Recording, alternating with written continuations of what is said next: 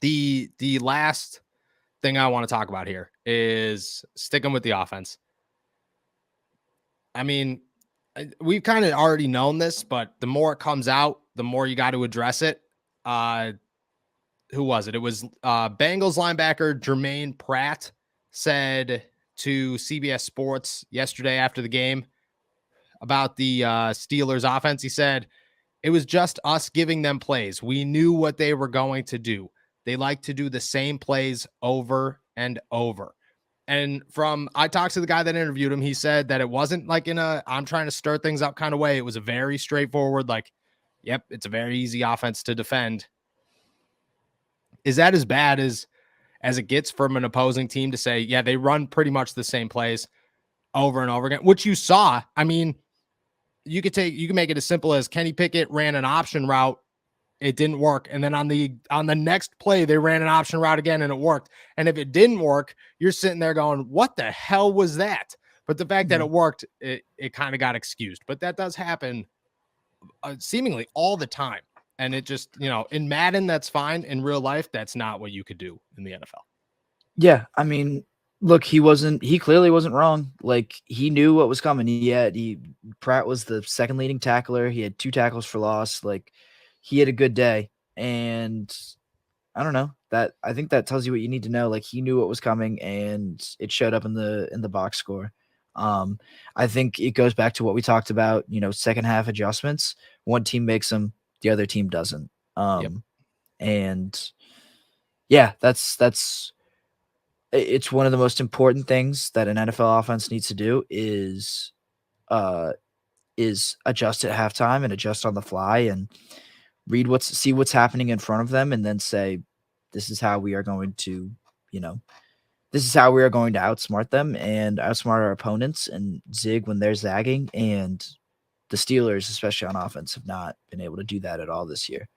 No, haven't even like attempted to. It doesn't feel like it would be one thing if like week 2, you're like, all right, there's really no adjustments. And then like week 11 came by and you're like, all right, there's adjustments. They're just really bad. Now it's just like, there's no adjustments whatsoever. So like we said at the beginning of this, like you could see that once the script runs out, the Steelers just stop moving. Like they don't have anything left. And that's how we're 11 weeks into the season. 11 weeks into the season. You couldn't come up with any adjustments, any attempt at an adjustment. Come up with an adjustment before the game starts. Like, okay, if they start doing this, we're going to do this. It doesn't even seem like they have any of that. They just have, okay, this is what we're going to do. All right, stopped working. All right, that's it. We're done. Yeah. That's what it is. It's really, really, really, really bad. Really bad. And Matt Canada's not going to get fired, but yeah. When's the last time you think they played better in the second half than they played in the first? Oh god. Has that happened at all? Maybe I don't know. Maybe like the Jets game? Yeah, the Jets game. It would when Kenny came in at right, that was Kenny's first action, right? Yeah. The Jets game, the Bucks game, anytime they changed quarterbacks, that's when. But I think that like to a degree, the script just kind of like restarted itself. You just had a different quarterback out there. It was for when Kenny went in there, it wasn't even that. It was just like, okay, we don't trust this guy to throw the football, so he's got to run the football all the time. So he's just going to take off. And that was more Kenny, I think, than anybody. And then when Mitch went out there, it kind of almost felt like they restarted the script. And they were like, all right, we're just going to start over. We got a new quarterback. They shouldn't be able to figure it. And they didn't. They weren't able to figure it out. But besides those 2 games, if there's been a quarterback in from start to finish, the Steelers have not played a complete football game at all. And even in those games, they played a terrible first half both times. Yeah. So you can't even say it was a complete game. Yeah, right. It was I don't know.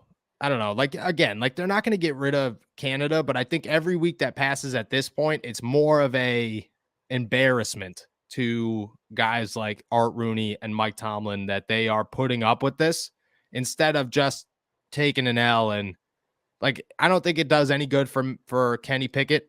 I don't, but I think just for the face of the franchise, like how embarrassing is this? Like who do you know that's talking positively about Matt Canada these days? On any level, like national level, local level, fans, not fans. Do you know anybody who's like, oh, I got to give Matt Canada the benefit of the doubt? No. Well, because Exactly.